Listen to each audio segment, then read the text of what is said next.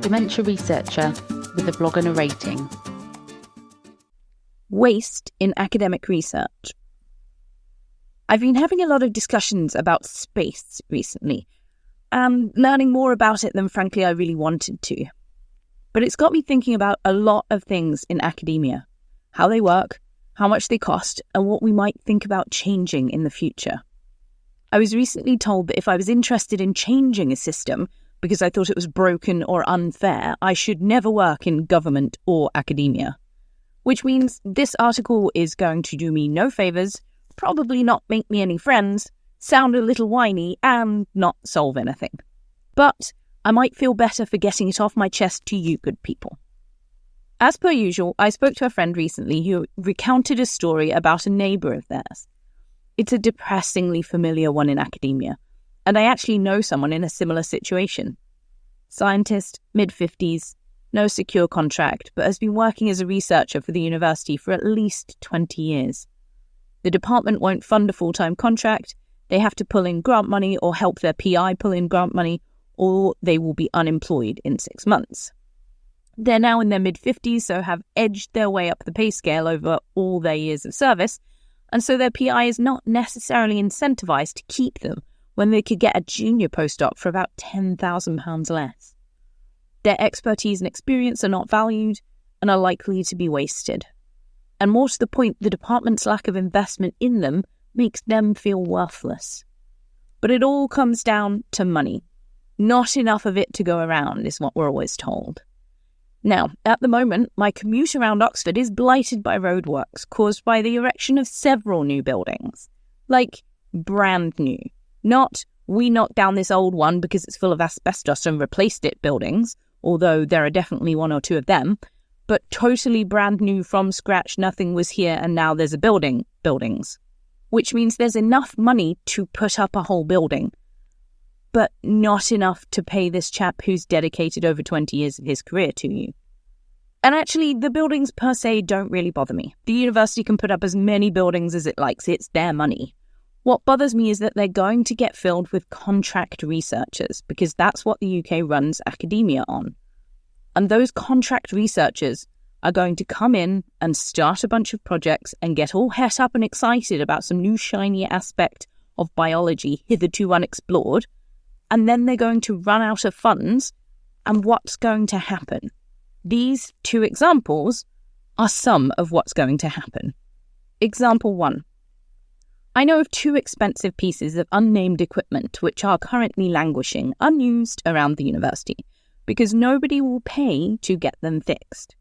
I say I know of 2, but that's only because I went looking for them. I suspect the actual number is way higher than 2. A grant comes in with equipment on it, the person buys it, uses it for their research, and then runs out of funds to fix it. It sits around gathering dust. The next grant appears, but there's no budget here to fix old equipment, and definitely no budget to buy new, so it sits around a little more, gathering more dust. But it's needed for this grant, so they seek out money to buy a new one because this one is dusty and old now. Why fix it for hundreds of pounds when we could apply for thousands and get a shiny new one? I actually acquired my cryostat this way. I had no access to a cryostat. I used one in a different building, and the lab manager said at one point they were replacing it because it was too old for a service contract. And I said, but it works fine. What are you going to do with it? Chucking it out and getting a new one, of course. Can I have it? Much emailing buildings managers later, and a slightly odd but trusty cryostat was wheeled through the doors of my lab. I have spent a couple of £100 fixing some minor issues, but otherwise it's been working perfectly for years. Example 2. There are currently at least 3 papers I know of which are unfinished because the researchers' contracts have finished and they've gone elsewhere to do other things. As with the equipment, I say I know of 3, but the chances are this is in the thousands across the UK. I suspect you're thinking of one right now. Junior researchers finish their PhD and go off to their first postdoc in a different lab, doing a different project, and suddenly it's not their priority. Medics do a PhD and then go back to medicine, thinking somehow they'll be able to write papers and be a full-time doctor at the same time. Researchers desperately try to get money for a project but fail and have to leave to get a new job. Or they try desperately to get money for a project and fail, but instead get some for a different project and shift their focus. Or they've been at their job for 8 years and suddenly get offered a lectureship at another university. Life happens, and because of the contract nature of universities, there is very little continuity. But someone funded that, whether it was the taxpayer or a charity or an industrial partner, and very few of them seem to require any kind of follow-through. There are reports, but because of our lack of negative results reporting and lack of registered reports, we don't need to say what we've done for 3 years. And now the 3 years are over and we've got a new job and a new project, and we don't want to focus on the old stuff. Aside from projects and people and bits of equipment, the other wasted resource in academia is space.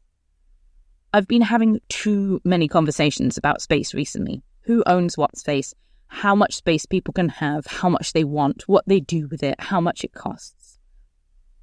I found out that a large 2-lab footprint, approximately 8 research groups, maybe 40 to 60 people, possibly more, it's not overly clear, costs £700,000 in rent each year.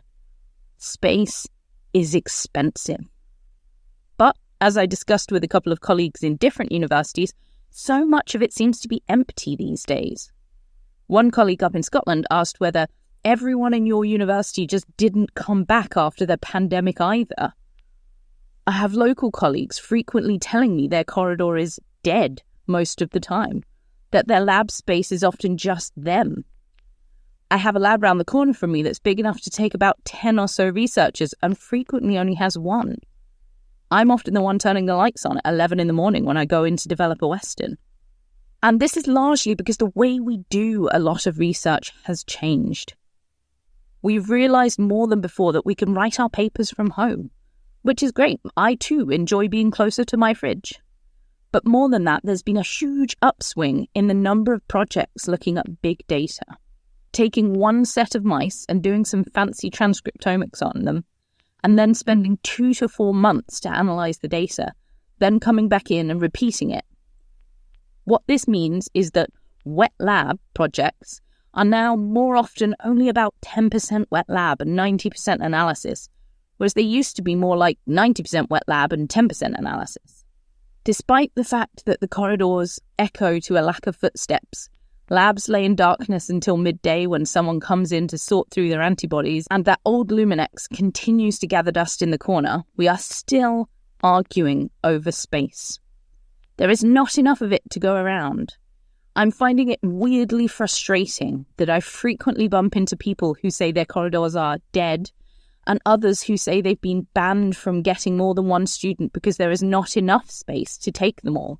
I feel like saying, look, that lab round there, 90% of the time has nobody in it. Go use that space.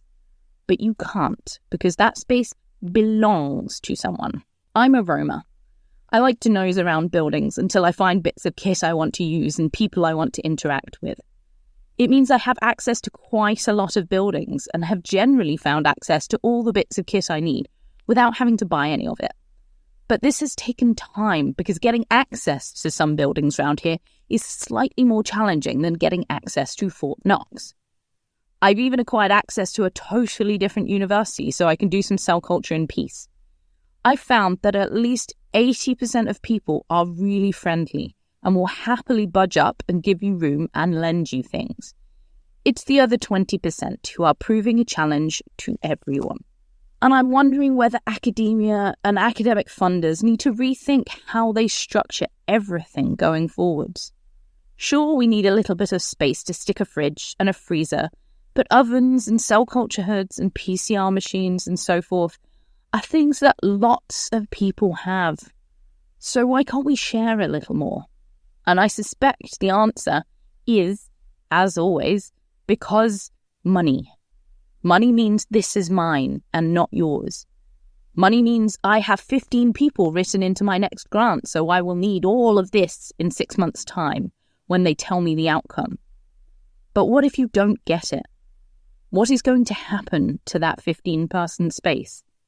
This is always going to be a problem because almost nobody is kept on permanently.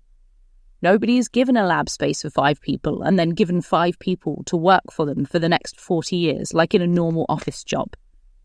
But given the redundancy and the dead equipment and the expensive languishing space and the expensive unfinished projects, wouldn't it be a bit nicer and a bit more economically friendly if, like many of my lovely friends have with me, we were all made to share a little bit more? Thank you for listening. Join the Dementia Research bloggers and share your own views.